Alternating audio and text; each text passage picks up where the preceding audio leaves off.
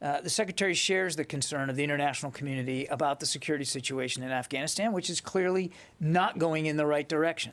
And the Secretary continues to believe that the Afghan forces have the capability, they have the capacity to make a big difference on the battlefield. He has maintained that we will continue to support them with the authorities we have where and when feasible, understanding that it's not always going to be feasible. But where and when feasible, we'll continue to support them with airstrikes, for instance. They have an air force the Taliban doesn't. They have modern weaponry and organizational skills the Taliban doesn't. They have superior numbers to the Taliban. And so, again, they have the advantages. And it's really now their time to use those advantages.